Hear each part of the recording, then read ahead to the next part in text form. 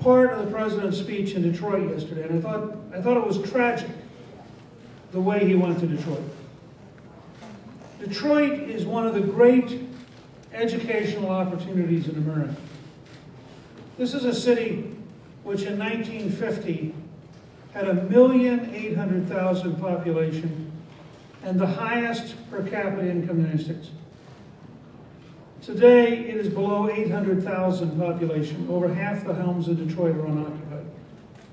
And it's about number 67 in per capita income. It is the best case study of the power of bad politicians and bad government to destroy economies that we have in the United States. And had the president gone to Detroit and spent the day quietly listening and trying to understand what had gone wrong, he would have been in a much better shape to go to the Congress Thursday night and give a speech about job creation, because it would have taught him to drop virtually everything that he believes in and to recognize that the great problem with his beliefs is they do not work in the real world. I found it, I frankly can't find the right word to describe this, but there's a particular passage where the president says, now we're going to find out whether the Republicans put their country above party. Whoa! And I found that so fundamentally dishonest and such a vicious thing for the President of the United States to say. And frankly, such an arrogant thing for him to say, because what he was saying was, he'll make a proposal Thursday night, and every patriot will, of course, automatically agree with him, and anybody who doesn't agree with him mustn't disagree with him because they put their party ahead of the country. Now that is an arrogant, he's not a king. I mean, if he were a king, he'd be a bad one, but he's not a king.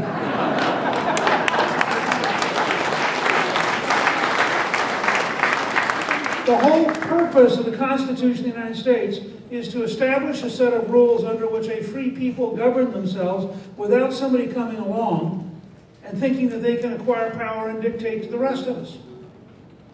And once again yesterday, the president, who claims he would like to be bipartisan, claims he would like to create jobs, once again gave a speech filled with class warfare, filled with bureaucratic socialism, filled with the nastiest kind of partisanship.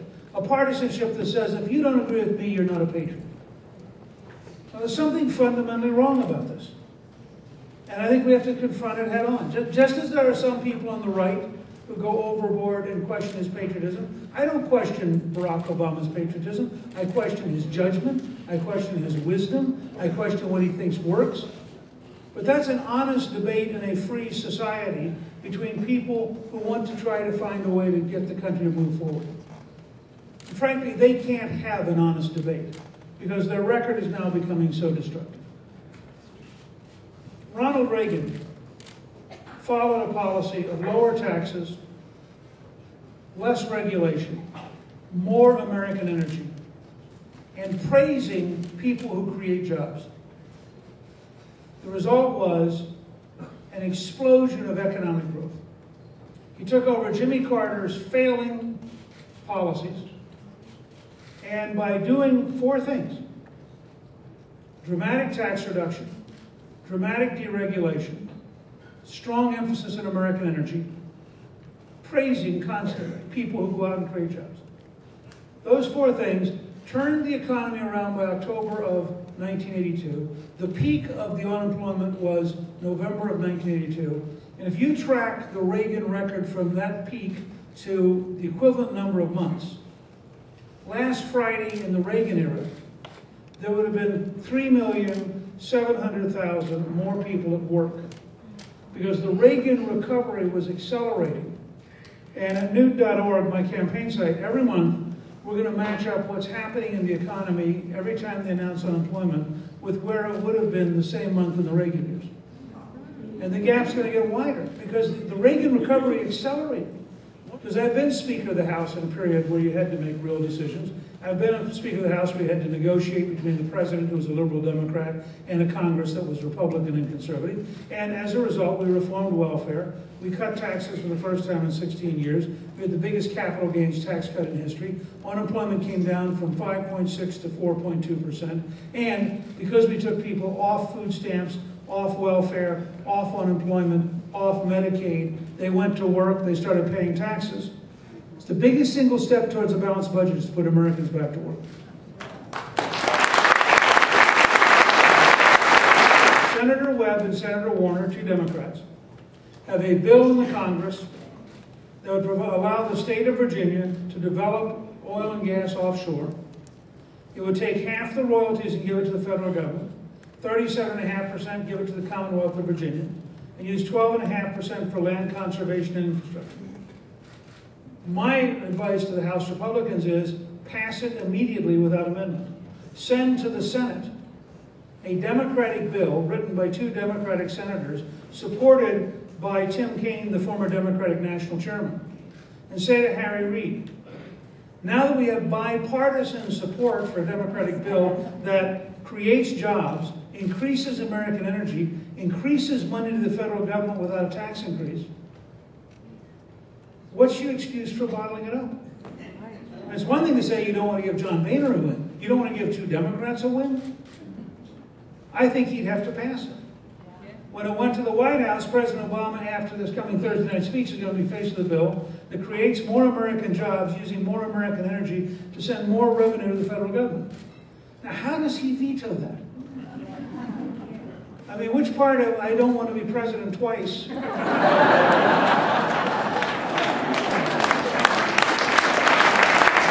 The idea that there were 26 federal agents who were armed, who went into the Gibson Guitar Company to close it down on the grounds that they believed it was using illegal Indian wood, which was only illegal because it had not been manufactured in India, but was being manufactured in the United States. But if it had been manufactured in India, it would have been legal. So they're in effect saying to Gibson Guitar, fire the people in the United States who are making the guitars and instead ship the jobs to India, which should tell you everything about how utterly irrational the Obama administration is. But think about this notion. We have a border that we could control. We have terrorists that we could hunt down. We have drug cartels we could go track down. But oh no. In the Obama administration's Justice Department, there's the question of wood. Now, are you going to turn away from wood in order to go after drug dealers or control the border or stop terrorists? Particularly since there are no terrorists unless they're American citizens, because foreigners who want to kill us can't be terrorists because they would feel bad if we use that word. So we're not allowed in this administration to describe terrorists as terrorists. R1 taxes. Freeze all tax rates, no tax increase next year. And by the way, here I agree with the President. Do not put back in the increase in the Social Security and Medicare tax. Don't have any tax increase of any kind on anybody in a depression that's this bad. So just freeze all the tax rates. 2.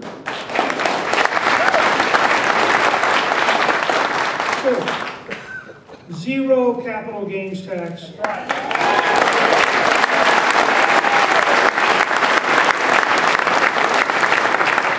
Hundreds of billions of dollars will pour in to create investment almost overnight, because we'll become the best place on the planet to invest.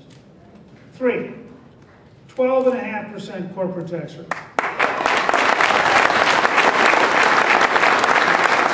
And the beauty of this is you can say to all of your liberal friends, we will raise more money from General Electric at 12.5%.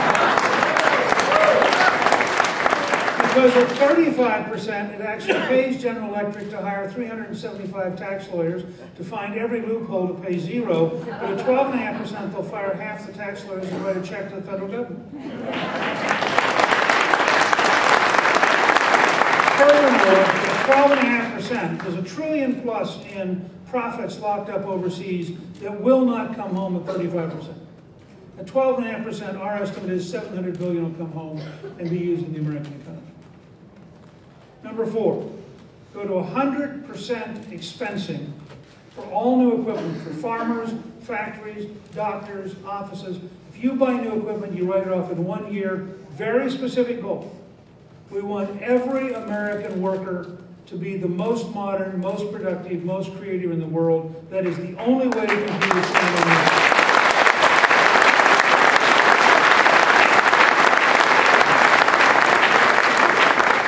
Number 5, abolish the death tax permanently.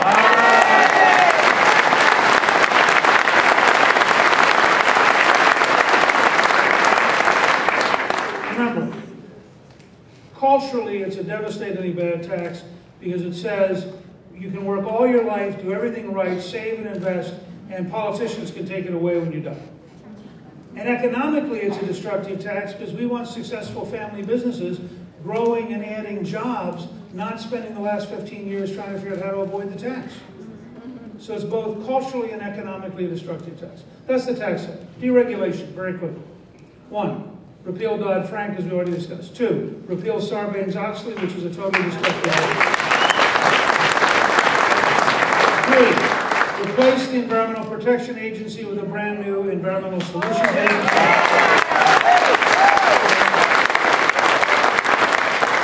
The EPA bureaucracy is so destructive that even Barack Obama has vetoed one of the regulations. You know we need to get rid of it and replace it with a more sensible organization. 4, develop a 21st century Food and Drug Administration which is committed to getting American science to the marketplace as rapidly as possible.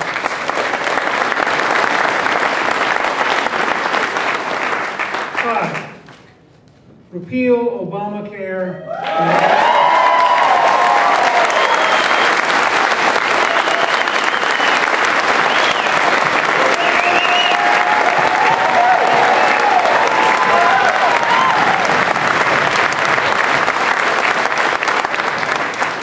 I don't think I need to explain. And number 6, I think it's very important to have litigation reform so that it's more desirable to be engineered to the Obama went to Brazil, he had it exactly backwards.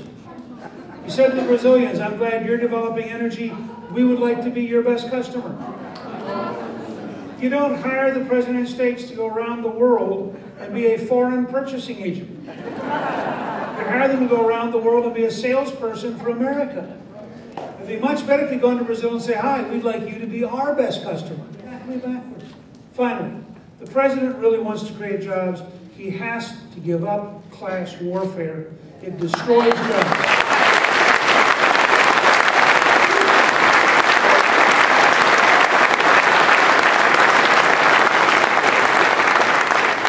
Said consistently. In fact, I said it at a fundraiser we did for John back in the campaign. This is the best, most effective food stamp president in American history. As he has killed jobs, he's put more Americans on food stamps than any other president. I would like to be the best paycheck president in American history.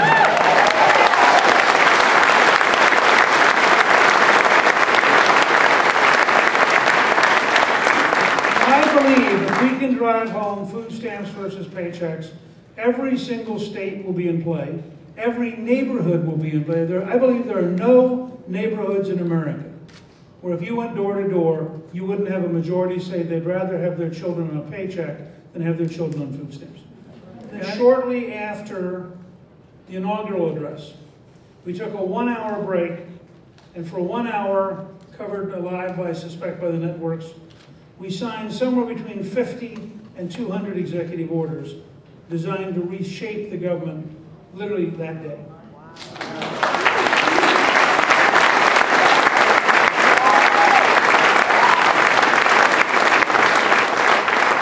My goal is to have all the executive orders written and post them by October 1 of next year so everybody understands what we would do on the first day.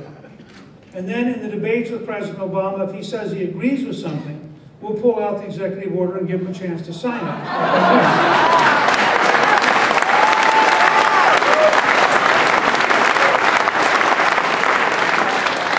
We don't know what they're all going to be yet. I do know what the first one will be.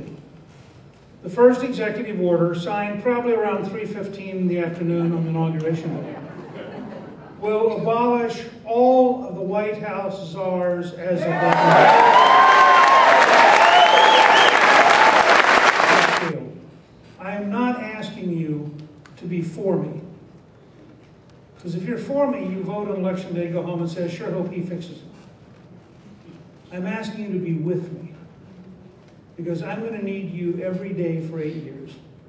I'm going to need you to remind the Congress of what it's doing, remind the state legislature and the governor, remind the city council, the school board, the county commission. I'm going to need you to tell us when it isn't quite working, because we're going to be busy, and a lot of times at the grassroots it won't be working the way we thought it would. But also, if you're going to shrink the Washington bureaucracy, you have to grow citizens. Because citizens have to fill the vacuum that we're about to create by taking power out of Washington. And so I'm asking you to consider being with me to rebuild America, and to understand that it's 8 years with me, but it's a lifetime for you, because this is your country and you're going to have to take care of it. Thank you very much.